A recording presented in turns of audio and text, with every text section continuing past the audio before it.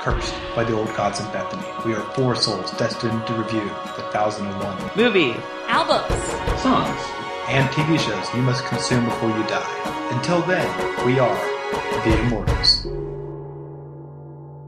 And this is episode 183. Yeah. Indeed. That's hell cool. yeah. I don't have any math facts. I mean, 1 anymore. plus 3 is 4 times 2 is 8. Yeah. Where did the 2 come from? 1 times Just what? for fun. Oh, okay. Don't worry about it. Gibberish. I'm Austin. I'm Sarah. I'm JC. And I'm Pedro. And every week we review the 1001 movies, albums, songs, and TV shows you must consume before you die. This is... Should have looked it up before I started This is the sentence. 548th Yes, it is. number in each of those books. Yeah. I'm coming in with that relationship support. Sarah. I come through in the clutch. The 548th Pokemon, of course, being Petalil. Of course. One of many, like, small, cute plants that are also girls in the Pokemon universe. Like, 100% of them are female, and they are cute, and then they grow up into, like, a woman made of plant parts with, like, plant hair and a plant dress. It feels like someone who creates Pokemon maybe has... Like, there's something to this, right? It's called being Japanese, and the Japanese sensibility about attractive, cute women. The 540... Okay. The 548th Criterion Spine is a very weird film called A Safe Place. It's kind of just one of those, like, very 70s indie, like, we're, Hollywood New Wave kind of thing. But it has Orson Welles as just a magician in the park. And it's kind of like a scattershot edited film. So every once in a while, she'll just be in the park with Orson Welles in full cape and whatnot, doing a trick. And you go, is this thematically relevant? I don't know what's happening here. How could it not be? Or did you just see Orson Welles in the park and go, this could be good? Don't question it, man. I only remember the Orson Welles scenes in this movie. See? Out of the whole movie, Petalil you remember is really just that cute. piece. What? It means it's very important that it's there, and you shouldn't question it. Oh, we're all in a mood today, aren't we? Yeah, we're in a mood. Oh, no. Anyone watch anything good or listen to anything good in the past week? Well, behind the curtain, we're recording this quite soon after we recorded the previous episode. Mm-hmm. So no. I watched the first episode of The Mandalorian. Oh, yeah, The There you Mandalorian's go. good. Yeah. I'm still only one episode in, so... Oh, well then, Same. Austin and I will shut our guts. But it's very good. I like it. I hope there are more women in it. Or some Yeah, women. that's fair. So far, not really, but... There was like one lady Mandalorian, I think. The Yeah. armorer. There was the Her forging. voice sounded like a lady's voice. Yeah, she's cool. Werner Herzog is really so far just the breakout character of the Truly. whole thing. He's Truly, at so- any moment, I thought he was going to like turn to the camera and be like, "What is space?" He is so I would say that he's so happy to be in a Star Wars, except that he's like definitely never seen Star Wars. So it's just this like feeling that he like somehow he seems to get the like coolness of Star Wars despite having no like reference point for it, and is just very, very pleased to be there. Every interview where he or someone else talks about him fawning over, I think you we know, We can say we it. can say it. We can say the it? existence of this character is spoiled for the world. Wait, but fawning over... What's happening? No, the Baby Yoda. That's fine. Okay. Baby Yoda. JC and you have seen the same amount of episodes. Oh. Yeah. Oh, I thought you were like one ahead of me. I'm sorry. No, No, it's okay. there are consistent. This is consistent. Like the more episodes come out, the more like the creators are asked about Werner Herzog and Baby Yoda, and the funnier it gets. Like They're so there's a good. wonderful clip which I think maybe Austin sent out to the WhatsApp or to something about him just calling Baby Yoda heartbreakingly beautiful, which is something that I say every time that character goes on screen. But also, like, one of the creators was interviewed recently and said that he was pretty sure that Werner Herzog forgot that the baby Yoda was a puppet while on set. Yeah. It was just like talking to the puppet as if it was an alive. interview with the third director, I think, because she's a lady. First woman to direct a live-action Star Wars thing. Oh, yeah. Yeah. Which is very exciting. Bryce Dallas Howard is directing one. Yeah, next week's. Well, Yeah. it's already come out by now. Who's Yeah. that? Ron Howard's daughter. She's in Jurassic World. The Village. Jurassic World. The female lead. Oh, She's got red hair. I like her. Yeah. Yeah, she was in Lars von Trier's Manderley. Others. Oh, she's in a Black Mirror episode. That was the ripoff of Meow Meow Beans. I love that episode. And also, that's such a weird way to put it, but also, yes. Meow Meow Beans? Because Meow Meow Beans, the Community episode, predates that Black Mirror episode, Correct. right? The Black Mirror episode is the one where there's an app, Social media. where they you get like points Social for currency. being for being a good person. There's an episode of Community For being a liked person. Yes, sorry. Let's be... Yeah, well, exactly. Oh, Pedro's in a mood. There's an episode of Community with pretty much the same plot where they all get addicted to an app that gives out what are called Meow Meow Beans. And it's like a very similar, weird dystopian episode that is very good and was very weird when it came out and sort of doubly weird when a Black Mirror episode came out. We're like, oh, Meow Meow Beans. Well, especially because that episode of Black Mirror is, I believe, the only episode written by Americans. Because it's written by Rashida Jones and Mike Schur of The Good Place. So it's like you've definitely seen this episode. Like you definitely have seen the episode. Whatever. That's super weird. It's super weird. But it's very good. Good Place is killing it in its final season. Oh, it's so good. So many feelings. I watched a really important piece of media last night that I think is just really important to let the world exist, but I watched the video of Pedro eating the fucking nuclear hot sauce. Yeah. It was something. Yeah. It really was. I don't know if I'm actually prepared to talk about it yet. Pedro made bad choices, and we watched him do it because Austin recorded it for posterity. It hurt. I watched you throw up, Pedro. Yeah, like it's just a lot of Pedro time.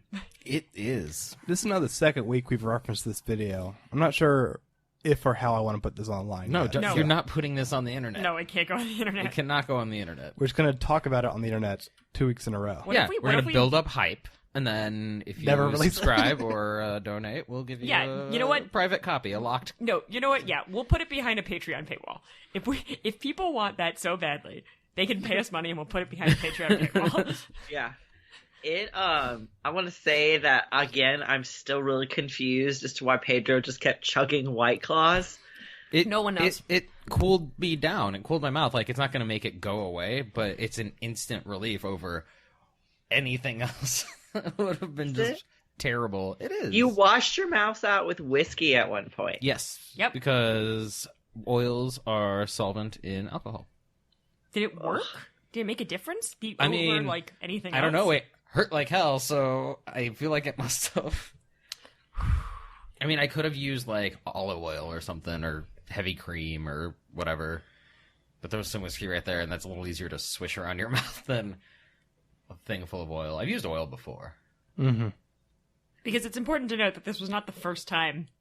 Yeah. Well, I've had a ghost pepper before, and that was But this is not also fun. no. This is not the first time you have tried this hot sauce. Yeah, That you had tried it day. earlier that day, you Yes. said in the video. Your poor stomach. But that was like, oh no, later in the night I threw up again when my stomach was on fire and I wanted it out. No, he threw up 2 times after that video. Yes. Good. One time was a projectile vomit that was bright pink because it was just Oh my God. all the Pepto This Bismol is he took so on video. gross. Why are we talking about this? I'm not the This one is that brought it up. literally my nightmare. I've never seen vomit in the air before. Austin, now you're the villain. Yeah. Yeah. Peter, you've seen some good stuff in the past few days. I have. What did we watch yesterday? I watched The Stand, Castle Rock, which is going out there. they're Castle doing Rock is stuff. making choices. The World According to Jeff Goldblum, fantastic. True. What Yeah. a very strange, odd man. Yes, he is. Very, Unfortunately, he's very awful. nice. Is he? Well, because he did a weird defense of Woody Allen, right? No. Do you know Nicole Cliff on Twitter? She used to write for The Toast. No. So there's this. She's like a journalist, and she was like, she said that she was helping connect people who had been not treated in a good way by Jeff Goldblum and was connecting them with journalists. So I guess he's like not officially canceled, but like I don't think it's good. Yeah. Really? Yeah. In the show, it seems like he just wants everybody to break down in a wild orgy. Well, This doesn't Can't help. imagine does how not that help. would translate Does it? badly to real people. But he just has like eyes, and everyone just gets lulled into yeah. We'll see. I mean, it didn't sound good. I feel like I've finished some shows lately, but I can't remember the name anymore. I mean, we finished Reluctant Landlord. No, we didn't. No, we didn't. No, we keep trying to, and then we don't. We're watching a British sitcom called Reluctant Landlord, and we have faced various technological challenges to watching the last episode. It's very irritating. I mean, we're the villains because this is not available in the U.S. Right, yeah. But, yeah. No, we finished Always Sunny this season, which is a good season again. Always good. Rick and Morty's back, and it's really good. True. Yep. Yeah. Yeah? Yeah. Mm-hmm. Good stuff. Mostly I watched Dawson's Creek, which we're going to talk about. Should we get into the episode proper? Sure. Why not? JC, what did we watch this week? We watched Frenzy. I dare say you are wondering why I am floating around London like this. I am on the famous Thames River, investigating a murder. Rivers can be very sinister places. And in my new film, Frenzy, this river, you may say, was the scene of a very horrible murder. It's a woman! Another necktie murder. Of course, one can never be sure where danger lurks. They tell me a dreadful crime was committed right in this building. My investigation next led me to this innocent alley, of which there are hundreds in London. But I don't think we should stay long. Something unpleasant is about to happen. Okay, so Frenzy. It is Alfred Hitchcock's single R-rated movie from 1972. I'm going to describe the plot, and you're going to be like, wow, that sounds a little bit like the movie we watched last week.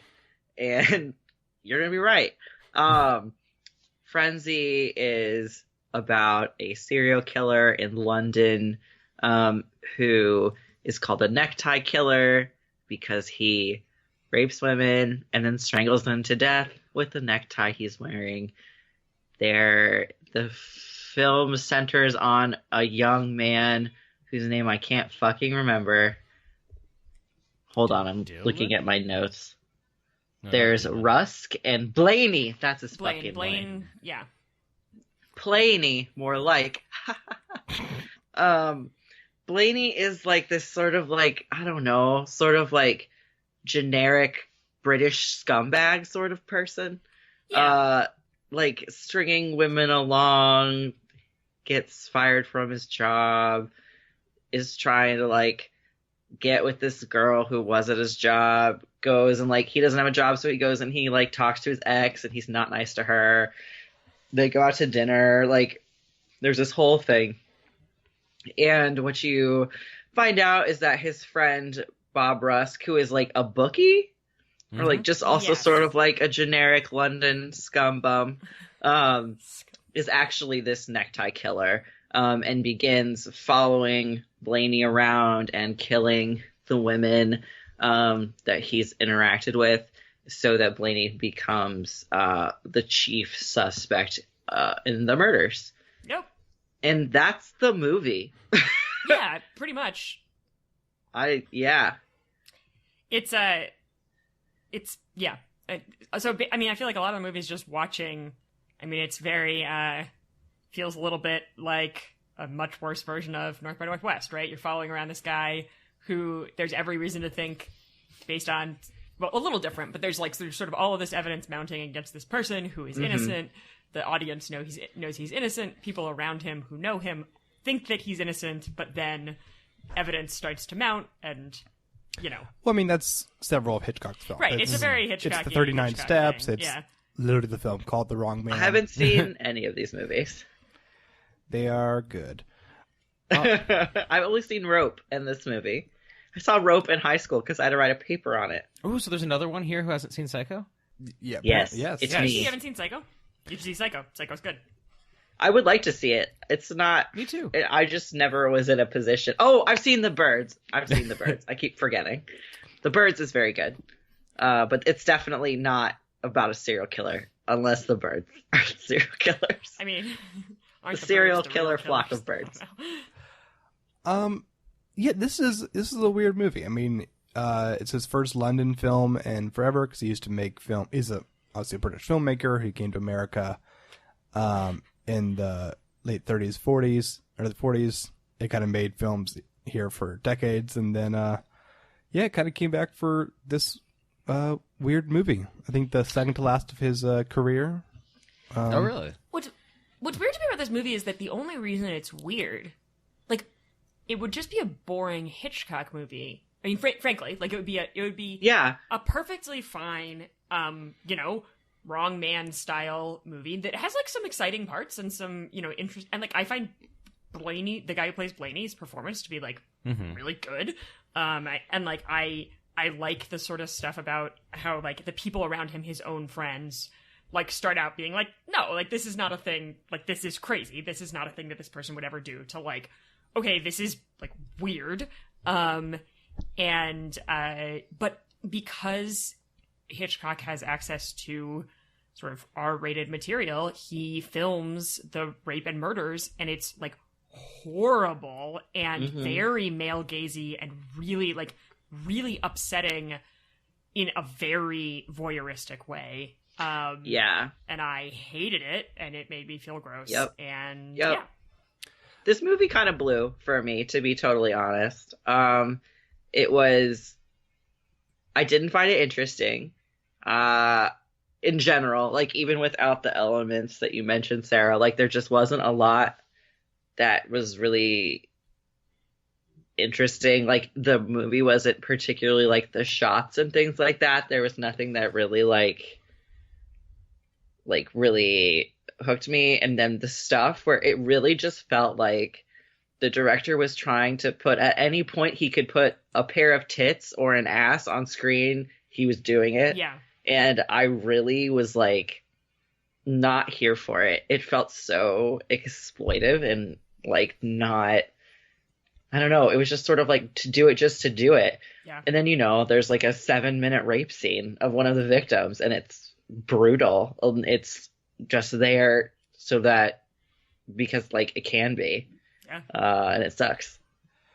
Yeah, that's why I like this film. I mean, it's weird on the list because I like Hitchcock as a director, but sure, I'm not like crazy in saying that his films post Psycho aren't very good. With like some are kind of interesting, but this one really like I only worth like telling people to see it if they're interested in seeing the full canon of Hitchcock and see what he kind of like, how much his style almost didn't work in the R-rated format, because like he was just like the best at innuendo as he played with the production code and kind of pushed back and forth. Yeah. Just like it's like the Jaws effect, right? Exactly. Like the reason Jaws is successful is because the fucking shark is broken. Right. And like in this, the shark isn't broken, and in fact you can use the shark as much as you want, and it's actually not interesting. Yeah, I mean, like the great, like, yeah, and it also like really drives home something that I always have to forget when I'm watching Hitchcock, which is that Hitchcock himself was a deeply sexist, like deeply, deeply problematic like person. Stalked Tippi Hedren, and all this other really bad and shit. Like, although we don't have evidence that he was violent, he certainly was like had very disturbing behaviors towards the women that he knew, and like it is sort of almost too predictable that given the opportunity to film an explicit rape scene, he would do it, and he would do it like this, and it really like reminds you that all of those times he was doing innuendo, there was probably a big part of him that wanted to do this, that like something about the way, like, it's just, yeah. Well, I mean, I think there's still like, with something like Vertigo is so much about the psychological, like stalking and using of women and men in that movie, but that at least had a lot more to say, about the characters, and the film was kind of tied into that. This movie seems to just use brutality and cruelty that doesn't really say anything. Yeah. Because like most most of his films, the villains are, archetypes, and it's all creating a fun atmosphere. Even when things are tense, it's for entertainment. And his later films kind of go towards a more political and psychological level, and obviously it works so well in Vertigo and Psycho. This one just seemed to be like, its whole presentation was, look how bad things can be, look how bad things can be, look how bad things can be, without really kind of any other insight. Because the actual killer is just like a nut job. Right. I mean, and it's also, he spends these long sequences having people sit around and just like regurgitate 70s pop, like sociopath theory, right? About how, these people can't be predicted and they can't be contained and there's just something deeply wrong with them, which is like, we've talked a couple times actually recently about our various obsessions with serial killers that start in the 70s and go through like the early 90s.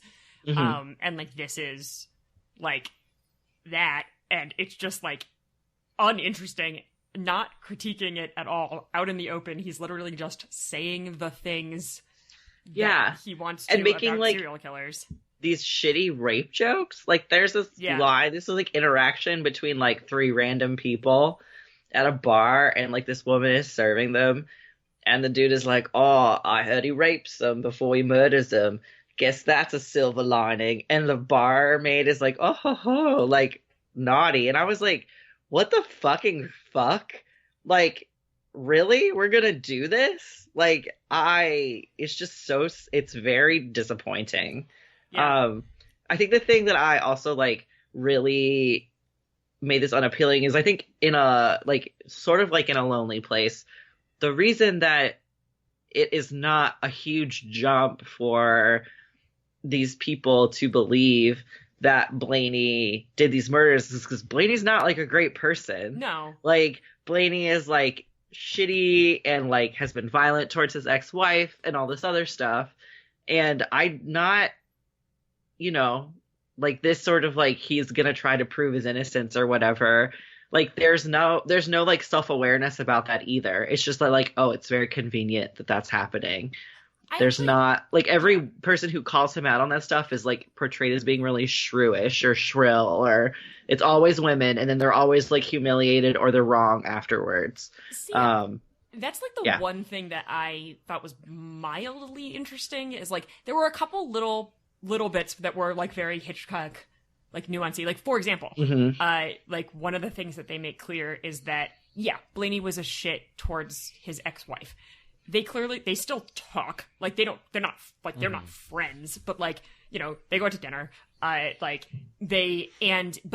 in his divorce petition, because no fault divorce does not yet exist in the UK, they've written up this like this untrue, very like scary narrative about who he is as a person, which now is in the police's hands and they're reading as like a description of who he is. But do we believe that though? No, I do. I mean, I think there are enough scenes with his ex-wife and other women in his life who are like, oh yeah, like he was a shit, but he wasn't like that.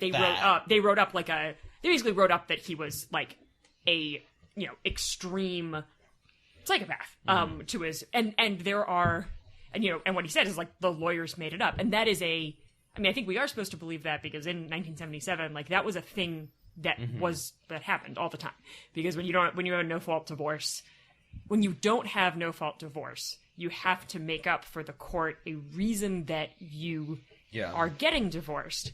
And the way the marriage laws were in most of certainly in England and Ireland and in many US states, was a lot of the different ways that you could, and this is the other wrinkle that is very interesting, a lot of the ways that you could do no-fault divorce, you could sort of make up, a reason to get divorced meant that the woman would end up getting nothing. So, for example, one of the easiest things to do was to have the wife admit to an affair.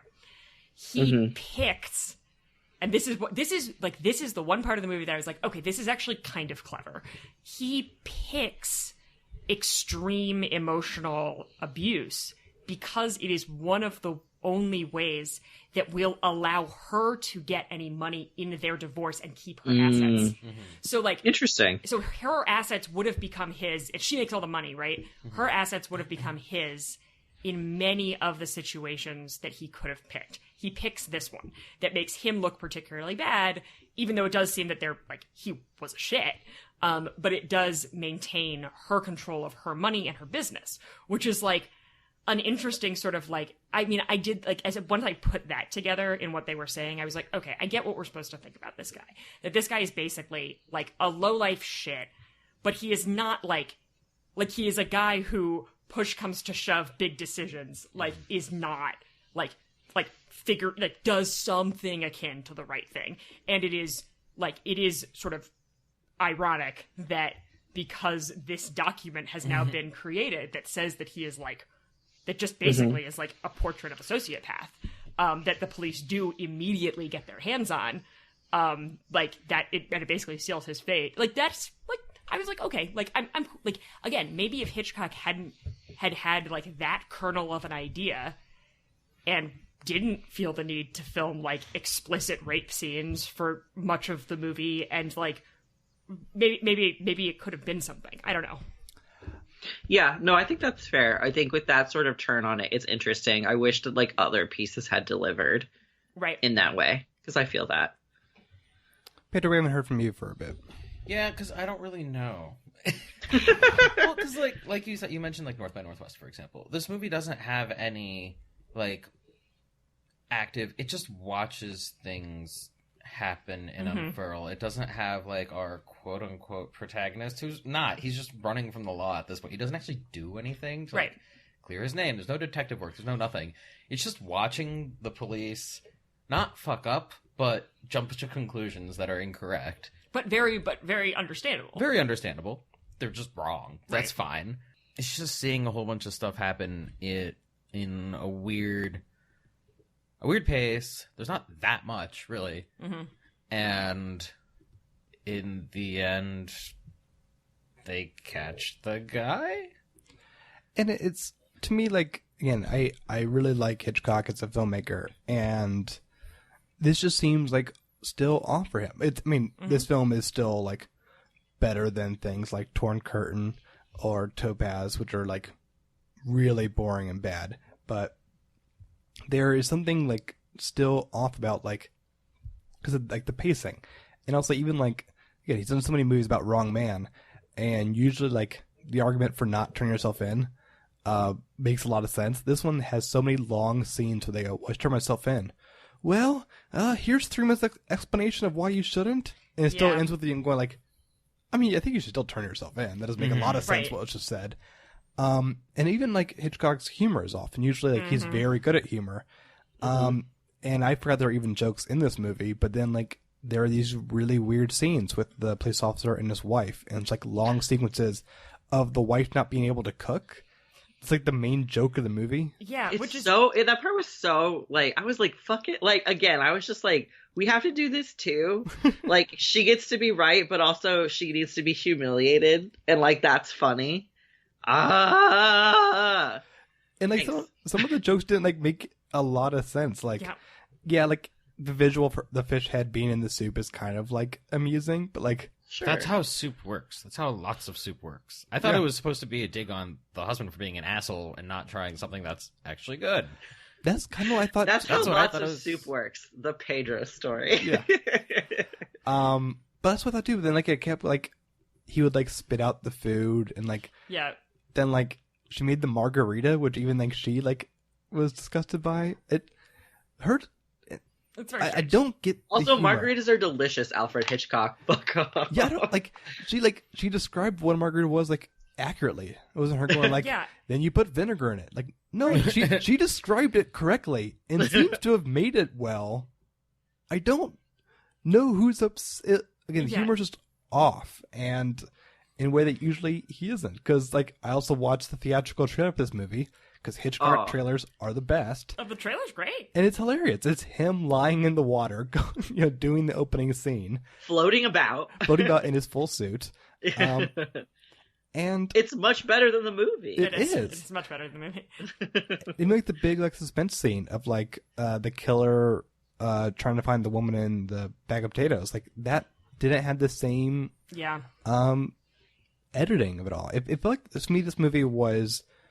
it was kind of Hitchcock outside of his genre in the sense that, like, I think because of his London setting, it looked more like trying to be a London thriller from this time, like the late 60s, early 70s, things it seemed like he was just kind of trying to say that everyone in London's a dick and alcoholic, because all those people were like, why aren't you at the shop? I'm about to go there. It's 10 in the morning. Yeah. Like, wait, everyone's that?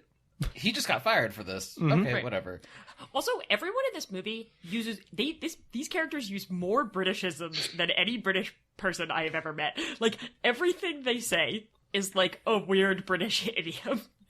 It bugged me. Which again makes it feel like, you know, a movie like Get Carter or The Italian Job. It's like Michael Caine, like 60s, 70s thrillers. It didn't feel like a Hitchcock film, but like a bad one of those. Yeah. I don't know. It's where people like this movie, because I don't particularly. Especially compared to something like Michael Powell's Peeping Tom, which is a similar kind of film, a similar kind of like filmmaker breaking his own style. Peeping Tom uses its voyeurism to be more damning towards its character and the film itself, of like commenting on the grossness of the genre. Which this most certainly does not do. Yeah, I mean, just having the naked woman in the lake at the beginning is like a statement of like, Yeah. now we can show butts in a Hitchcock film. Literally. And then all the people are And like, it's "Oh, like, look, of course, Bonnie. it's like the I think palest fucking butt. Like, Yeah. it's so out. It's like, it's ridiculous. And they make a point to turn her over, like, yep, Yeah. this is definitely a naked lady. Yep. Yeah. And Oh, also, gotta get like at least 6 shots of pubic hair in this movie. Mhm. So this is one of 6. All right. Marking it down on my little notebook. I'm Alfred Hitchcock. We need more pubes. We need more pubes. I feel your Hitchcock impression could be better, but we'll work on that later. I don't really know what he talks like. He has his own little style, but Yeah. I don't know. Any final thoughts on Frenzy? Nope. Frenzy away from this film. That sounds like a RuPaulism. It does.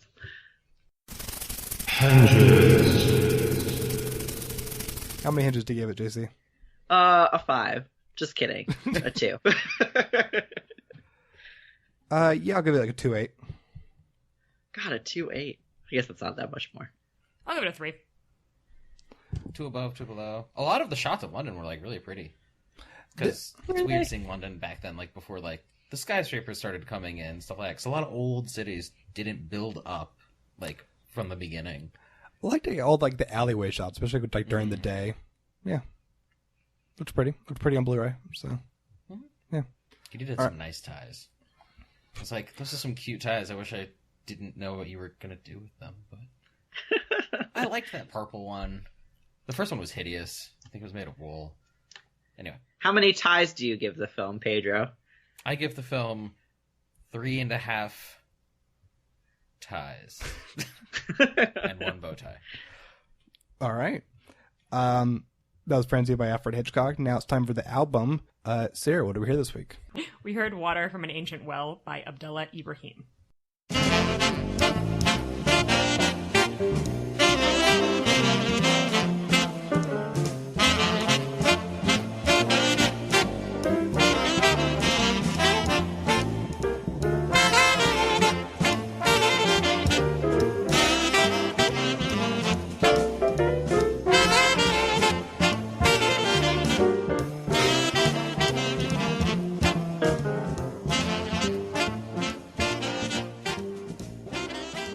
Water from the Ancient Well is a jazz album by Abdullah Ibrahim, who is a South African jazz pianist of a relatively famous South African jazz pianist, although I don't know much about jazz, so I had never heard of him.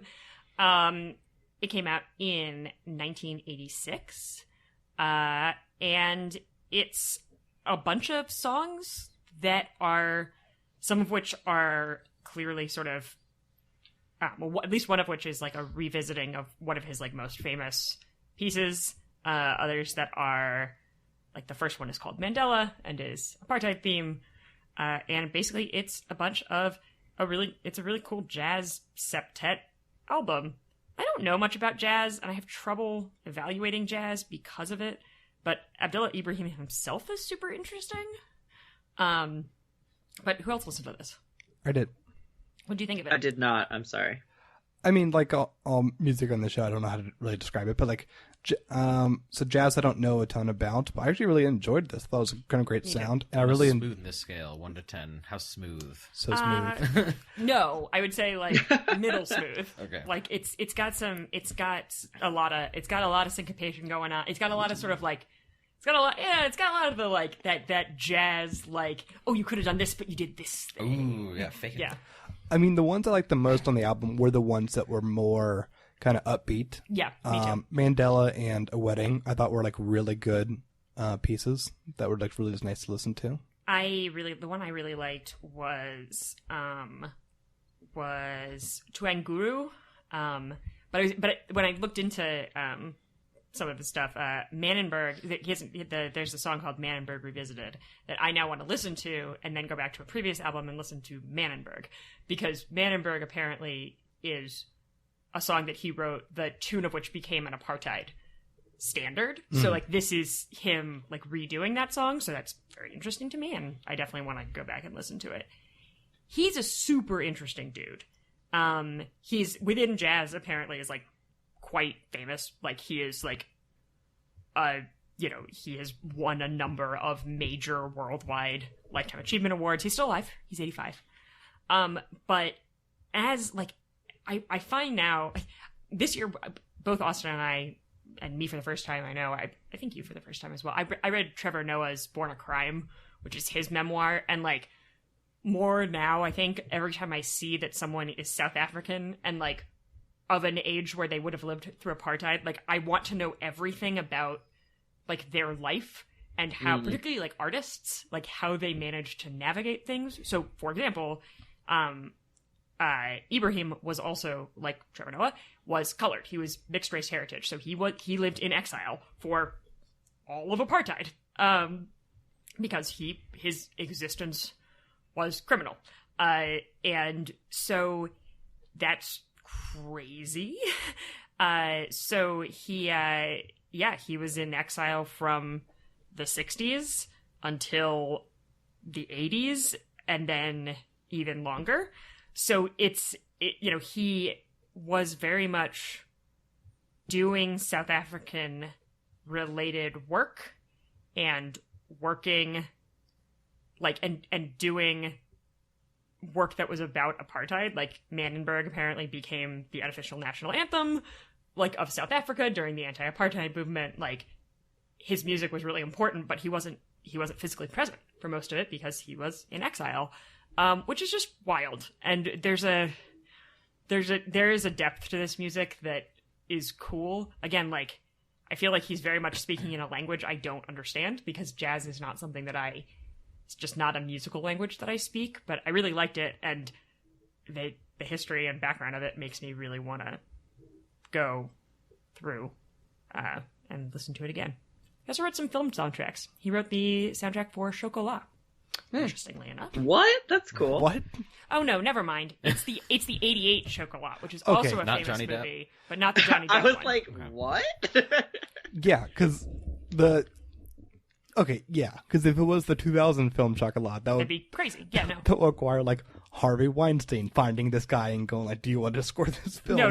But the 88 Chocolat, which I don't know a lot about, but I do. I don't know that film at all, actually. Okay, cool. Well, Chocolat. anyway, this album is very cool, and I just wish I knew more about jazz. And if somebody else knows more about jazz who's listening to this, wants to listen to it and tell us about it, that would be cool. We actually got Ryan Gosling on the line, so I don't want to talk to him. Fuck yeah. Ryan Hey girl, Gosling. I'll talk to you about jazz. I am Ryan Gosling. That's the twist. What a twist!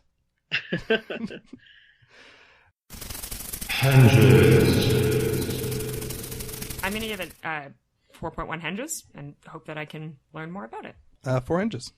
All right, that is the album segment. Now it's time for the song segment. Woo. Pedro, what we listen to this week? We listened to I Got You by Split Enz. Sometimes we shout, but that's no problem. I don't know why sometimes I get frightened. You can see my eyes, tell that I'm not lying. Look at you, you're Split Enz. It was their only huge hit. No, it's not their only huge hit. Split Enz is a New Zealand rock band that did fairly well here and there in the late 70s, early 80s in that world that is New Zealand, Australia. Didn't make it over here quite as well, but it did have a couple of albums break, like in the top 50 of the Hot 100, that sort of thing. It did well in Canada here and there. This is like apparently the best song out of New Zealand. Like, period? Something like that, yep. This is from New Zealand? Okay, and 11th best New Zealand song of all time. It was voted in 2001. What? What's number one? I don't know. Let's have a look. Seems to be Nature by Formula. Formula. It's spelled funny. Well, also, Split Enz is spelled stupid. Oh, yeah, Split Enz is Split E-N-Z. E-N-Z. But whatever. Split Enz. It's not split hairs. Sorry. I don't have to throw at you. I'm using all the things next to me. I'm sure we could find something. So the song is, well, Wikipedia calls it new wave, which I guess is about right. It's new wave. It's fine. I thought it was super catchy. It is catchy. It's a little bit jarring the first time you listen to it because it starts out with this weird like minor note. I think it's cool. And then the vocalist slowly works in. He basically gets higher and higher, and then he turns that leading tone into like the major tone, and then all of a sudden it's happy, and the chorus happens. That was the thing that I actually thought was like interesting about it. The rest of it was just catchy. Well, yeah. So a little bit weird at first. Interesting when you figure out what's going on. Because at first you're just like, is he singing out of tune? What's happening? I had the same problem. But like, no, it makes sense. Did you watch the music video for this, Pedro? Yes, because apparently It's this isn't for wild. sale. Wait, what'd you say? It's wild. Is it? It's very, honestly, it reminds me a lot of modern like alt rock and indie music videos that are like very like tongue in cheek retro, like because he's We saw the same one, right? He's alone in a room singing to himself. Yeah, no, but I then really there's just like also- the facial expressions he was making. I was like, "Who are you?" Okay. But he's dressed more like a big band like era singer, Got a velvet and jacket, but they're all like creepy, big-eyed, staring at the camera the whole time, which is very disconcerting. Yeah, that's what I was talking about. The actual plot of the music video is whatever, but these like close-ups on his face, where he goes from like He did have some suspicious to seductive to frightened, like It's weird. Yep. But it was just him. His bandmates are in a portrait in the background. They come to life when the chorus happens, and then they become all still again. And yeah, he's just singing, "I Got You," by himself in a room. I don't know what the song is about, Oh, I have no idea. to be honest. I think it's just a bunch of words and a chorus put together that was then filmed in a room. I should have watched this music video. Yeah, it was How'd fun. you listen to it? I was Good playing time. it on YouTube off got my it. phone, and he was listening to it, but I was Got watching it, the got music it. video. Yeah, it's interesting. Sorry, you can't find it on Amazon Yeah, If you or wanna- Spotify, or Spotify. but it is on YouTube. And you get to have music video for free. It's only 3.5 minutes long. It's actually pretty short. So Yep. It's catchy. Quick, catchy. 11th best song ever out of New Zealand. Which, like, makes me be like, okay, I'm willing Sure. to have this on the list. Like, sure, New Zealand, pop song. Maybe everybody in New Zealand knows this song. Maybe they don't. But if they do, then cool. Wait, then- when was this list made? 2001. This needs to be updated because, Flight of the Conchords is post 2001. It's true. It changed the whole ranking. Why are you glaring at me? Flight of the Conchords appears below number 11. All of their songs. No, it doesn't. So did not change the rankings, Austin. It's the hip hippopotamus. Okay, we're gonna. Maybe it's bottomless. Leave us bottomless. All right. Yeah, that's all I got. It's a fun song. Give it a listen to. 4 hinges. It's perfectly okay. 4 hinges. 4 henges.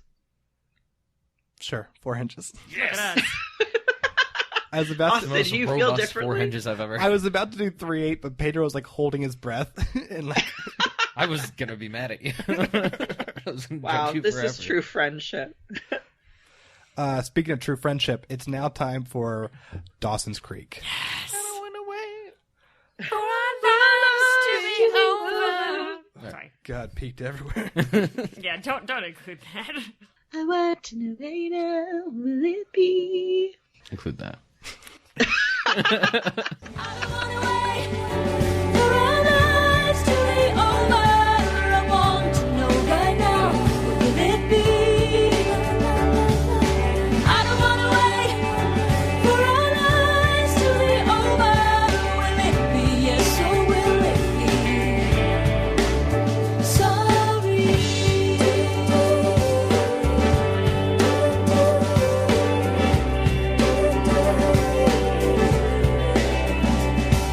So open up your morning light and say a little prayer for right. You know that if we are to stay alive, we'd see the love that never dies.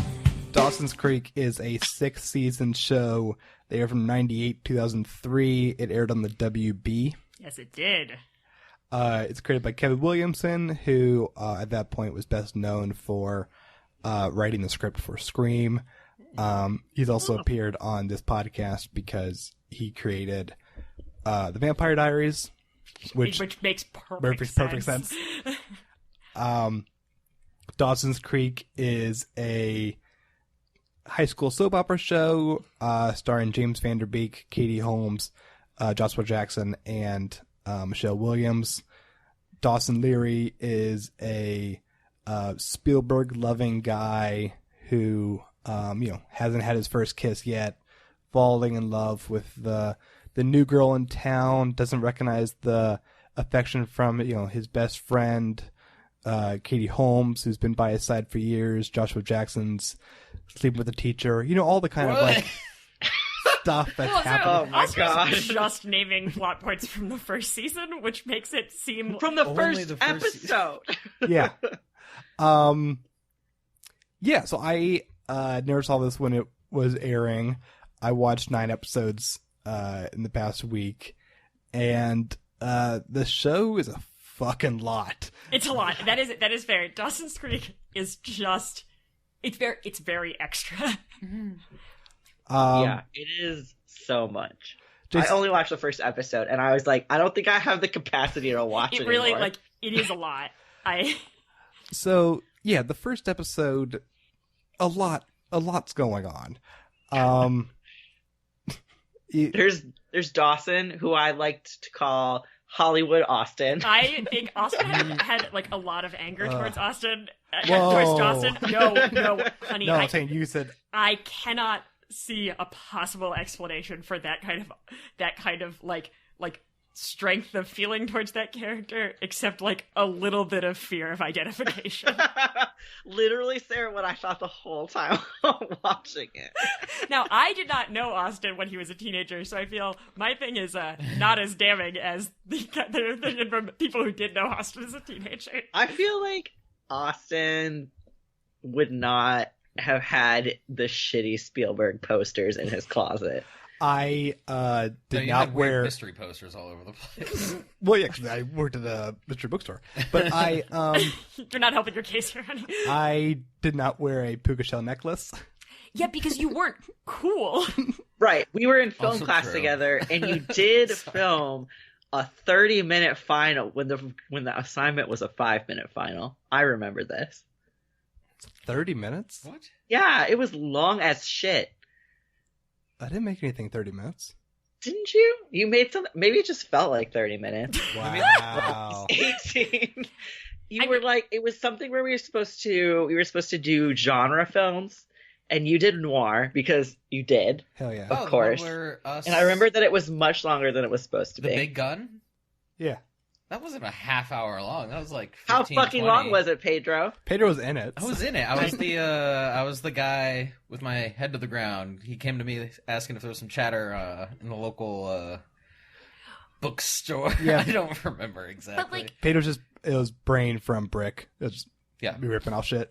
you see, here's the thing. Like, when you started, when we first started dating and we're talking about ourselves in high school, you would mention that you had made a lot of short films for various academic and quasi-academic reasons, i.e. Yes. using them to turn in for projects that had not requested videos in any way as a teenager. Did you turn in a movie for honors block? Is that what I'm thinking of? Yeah. Well, everyone did that. That was, we had to do... honors block. You're talking about the micro-macro thing, right? Well, honors block, we had to make book trailers, and I worked on 5 different people's projects. That's right. I learned exactly how much my teacher didn't like me because the 4 of the 5 that I worked on got A's, and mine got an A-. I'm like, I made all 5 of them. They're really all funny. the same quality. Oh my god. But I mean, part of like the thing that Dawson does is he clearly is the kind of person who has a winning enough personality, no matter how he comes off to the viewers on screen. He is written as having a winning enough personality that his friends are willing to act in his movies. And this seems to be like a regular occurrence in their lives. I think Dawson Leary is a delight. I think that he is adorably over earnest and also kind of the worst, but in the way...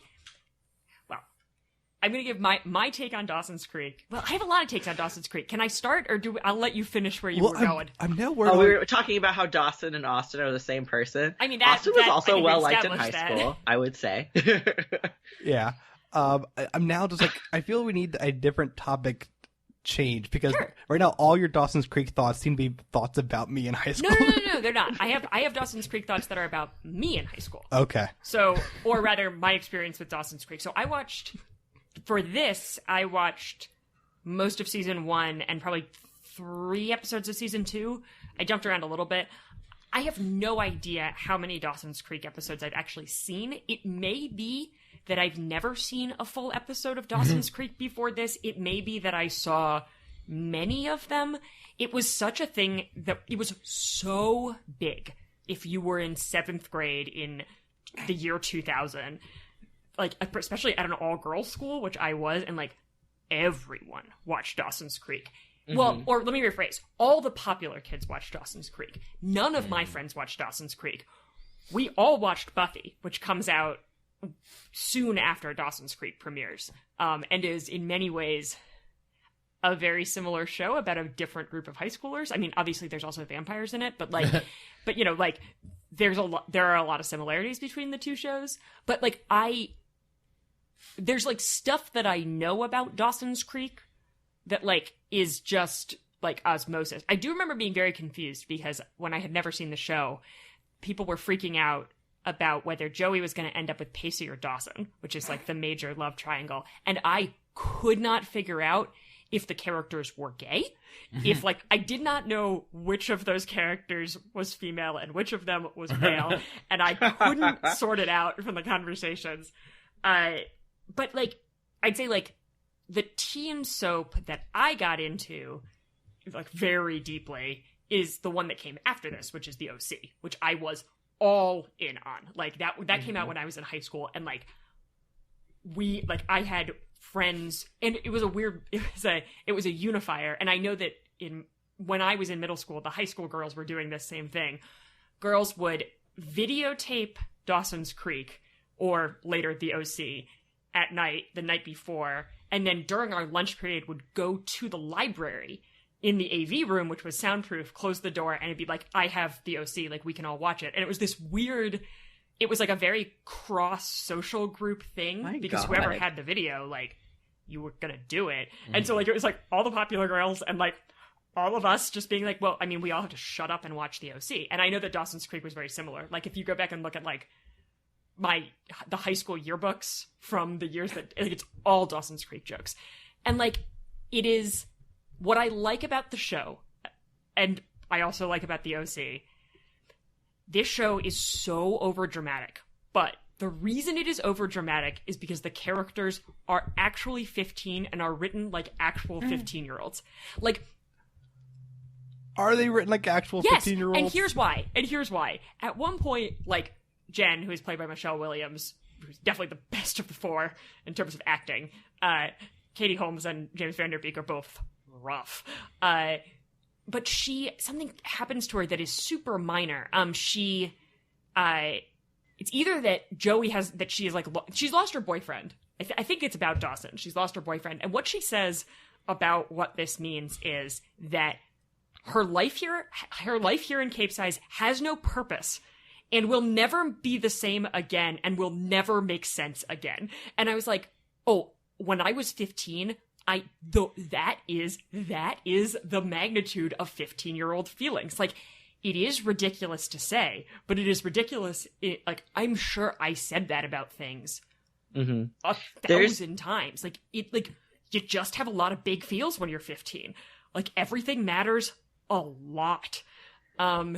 There's one Family Guy joke that I find funny, and I experienced it because my two roommates, when I first moved to Boston, watched it constantly in our living room.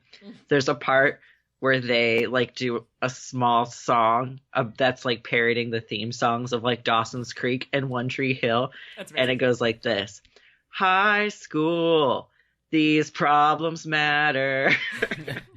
Literally Yes. what you just said.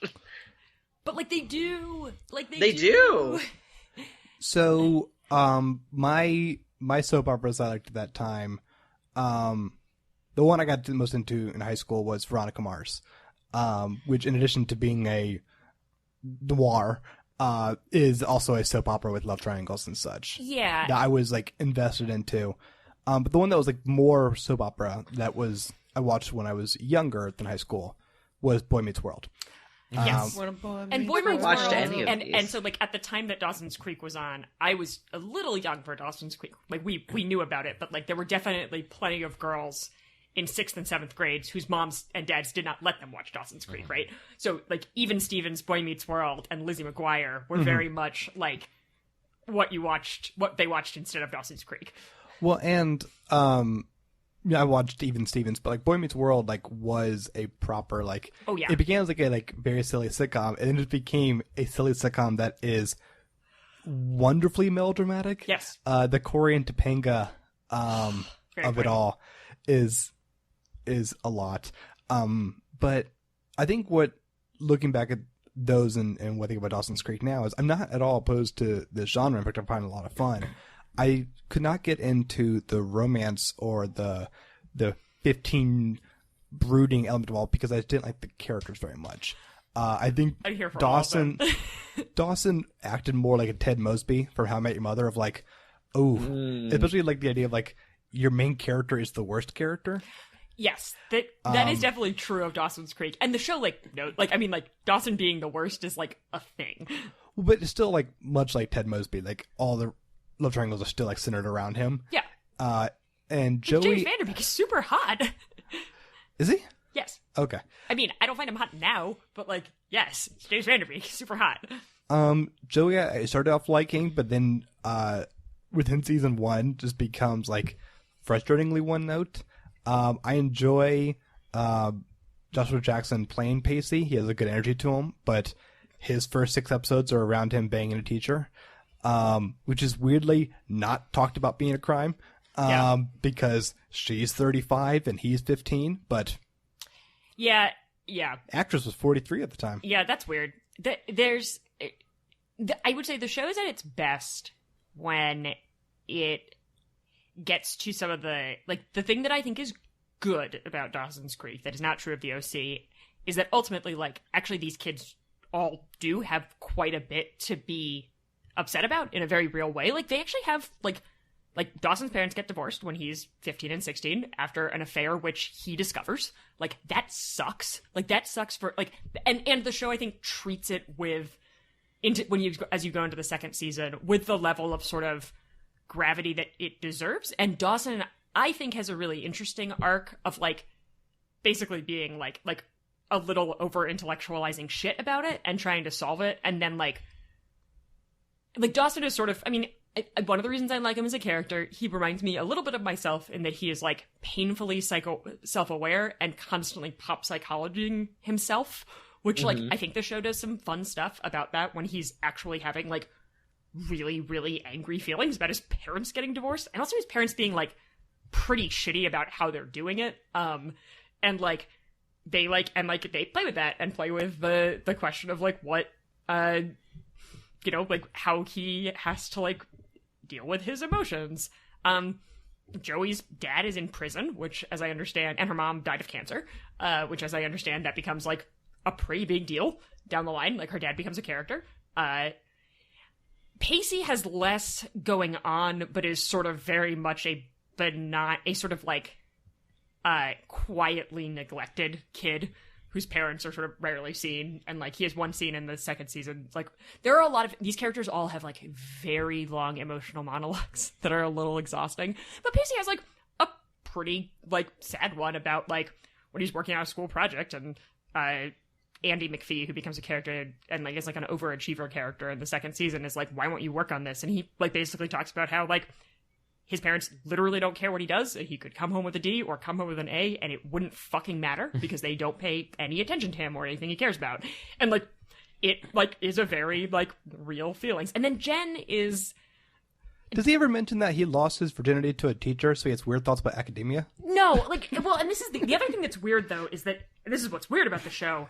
It's also 1999, and like, I always feel this way about Buffy too. Like, there's stuff that we are still in 1999 treating as like normal or on the realm of normal that we now very much understand is like unacceptable traumatic shit. Like, for example, Jen loses her virginity at age 12.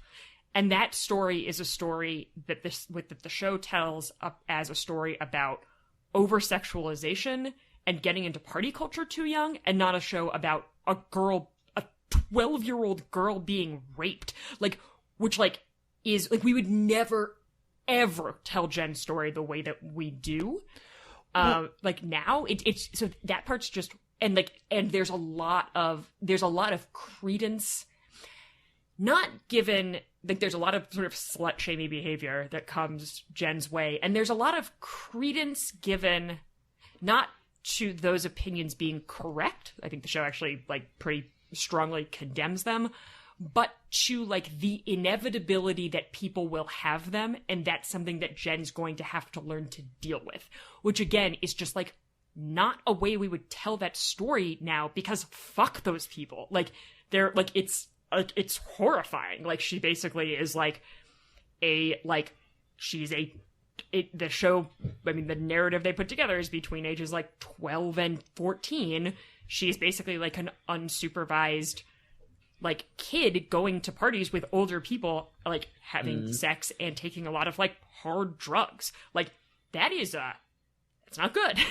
And it's certainly not slutty. Like, you know, like, that's just not the right word for that in any way. Yeah. I mean, there's a lot going on in the show. I think, again, I've not seen later things, but I think a lot of issues also with the first 9 episodes is that, like, I don't think it's very well written in a very, like, notable way. So things like her saying mid-monologue that she lost virginity at 12 is weird because they didn't even film that as the important part of the monologue. Right, well, but also, but no, I think that's because because it doesn't later become more salient. Like, they mention it again, but like at no point do they treat it like it's weird. They also don't treat a 6-episode arc about statutory rape like that either. Right, no, exactly. Like, that whole plotline is fucking insane. Yes. And so, I mean, like, it's not very well written in many ways. Just also in terms of, like, dialogue and, like, building a story and, like, having a story and like, setting up conflict. It's usually very, very lazy and very insincere and cheap. And I think, to me, when the show was fun is when it embraced the campiness of its show. Yeah. Like, everything centered around the hurricane episode was bonkers because it has, like, several insane monologues going on. The show is better when it's nuts, and that's what kind of the heart of the Vampire Diaries is like, kind of burn through plot, have it be crazy, and that is, to me, very notable when, like, I'm not invested in the character's actual, like, emotional state. I just want to keep seeing it spin into crazy situations. I think a lot of its positions on sex is gross and not very good. But like that's where the Buffy parallel comes very strongly to me, because like, you know, I think any Buffy fan will say, man, Buffy's so great, and also says some really interesting things about sexuality, except where it doesn't, and he's like super weird and slut-shamey in episode when Buffy actually loses her virginity and her boyfriend turns into a monster. Like, which is like a whole plot line in Buffy that has like a very similar energy to and is like, that just doesn't problematize it at all. And it's like, well, like, that was, I mean, it's interesting to me because it makes me realize how prevalent in the culture some of those opinions, which I now consider like highly outdated, actually, like, when I was the ages of characters who were on television, like, that was what the characters were being told, like, which is just interesting. I mean, Gossip Girl was the one that came after the OC, which I was actually still into and watched into college. And by the time it's 2006 or 2007 and Gossip Girl is on, like, we are in a different world. Like, we are talking about like high school sexuality in a much more complicated way. Like, we're doing a whole different thing. My memory of Dawson's Creek is that it was known as a show that parents like could not stand. That it was like a teen show that was deeply irritating to adults, and like, I totally know why. Like, well, the pilot is insane, and the pilot is saying some bizarre things, including ending the episode with Dawson shouting out his window that he masturbates to Katie Couric in the morning. And then, like, and it is the craziest ending of an episode. And then, like, Katie Holmes smiles and it fades to credits. I was thinking, like, if it's this show the whole time, I'm in. And then it immediately drops off. Well, like, but it is that show again. Like, I think, like, that show, like, when it's good, that's its energy. It is, like, and they wouldn't let them say the word masturbate on screen because it's 1997, and so they use like a totally illogical euphemism, walk which I the think dog. Is walk the dog, which is like not a thing. Okay, so I don't understand, but like the minute somebody said it for the first time on screen, I was like, I know exactly what they're talking about, and then I was like, how? Yeah, I don't know. But no, I mean, like, it doesn't have that type of humor around it again, like, at least in the episodes, like, it doesn't. I feel like it does, but that's just a difference of opinion.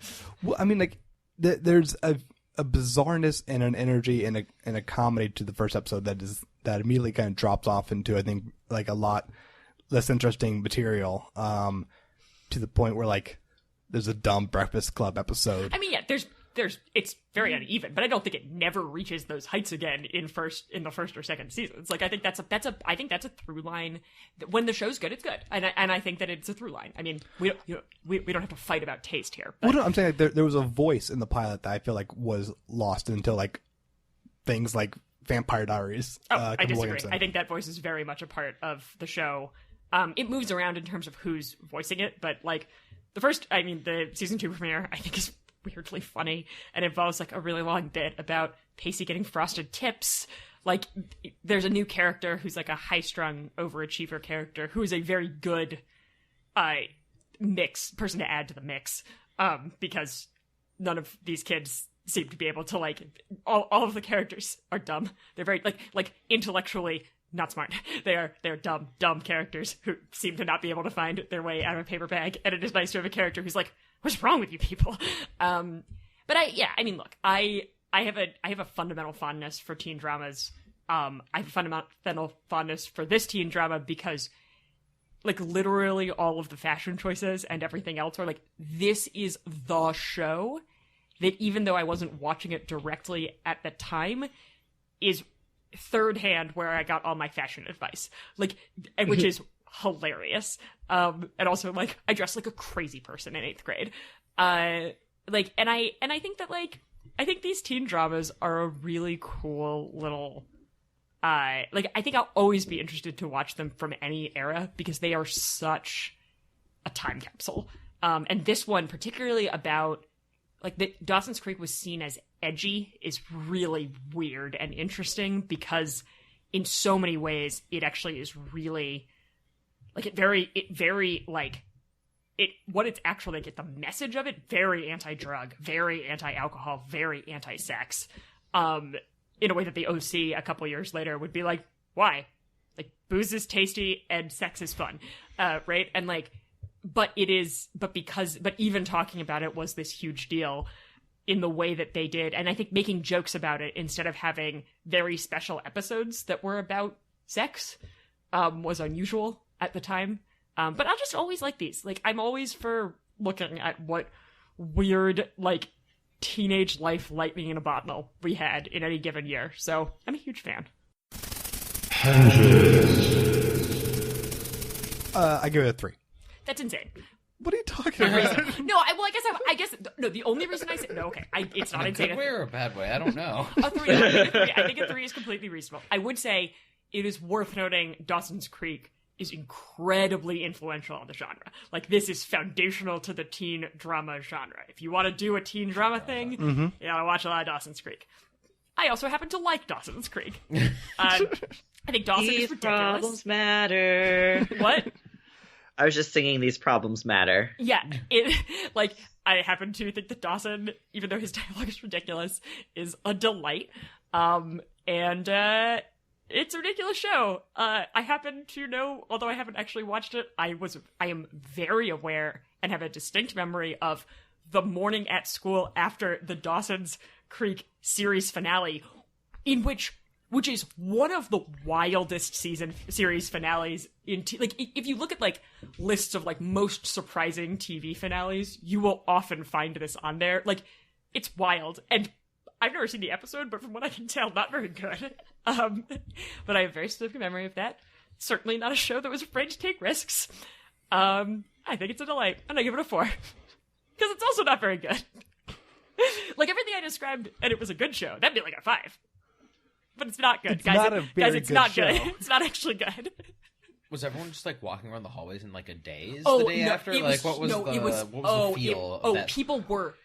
Well, there were. don't say on mic what happens in it. We'll say Okay, off fine. mic. But like girls were. I mean, remember, I was at an all-girls school, so there's also like a heightened emotional level that, like, I think the thing that's different about an all-girls school is you can be publicly emotional in a way that I think is somewhat restrained in a co-ed school.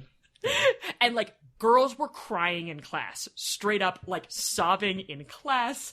There was yelling about people spoiling it for different people. Like, it was a whole deal.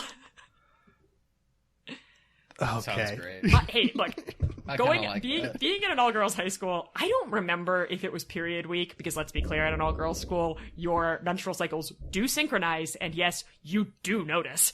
But like, everyone just had a lot of feelings that day, and looking back, I like can picture the long-suffering looks on our teachers' faces. I'm like, I'm sorry, guys.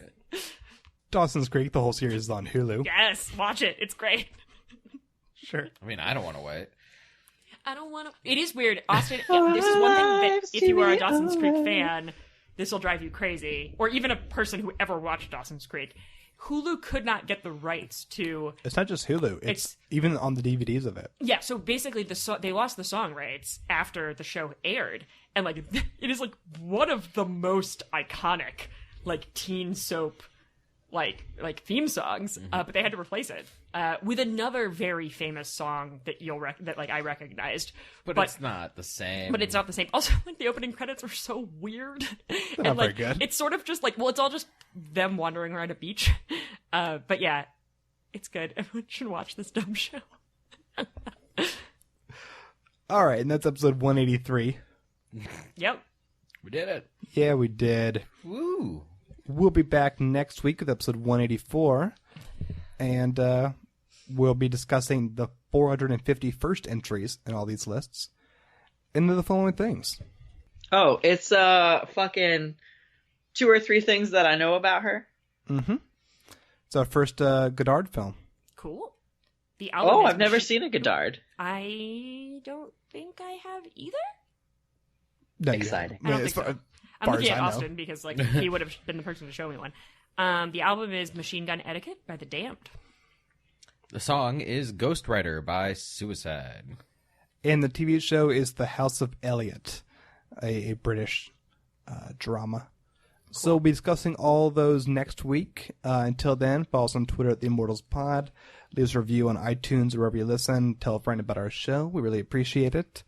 Yeah, special thanks to Adam Lord for all the music. Yay. Yeah. Until next week, I'm Austin. I'm Sarah. I'm JC. And I'm Pedro. Bye, everyone. Bye-bye. Happy Thanksgiving. Nope. Oh.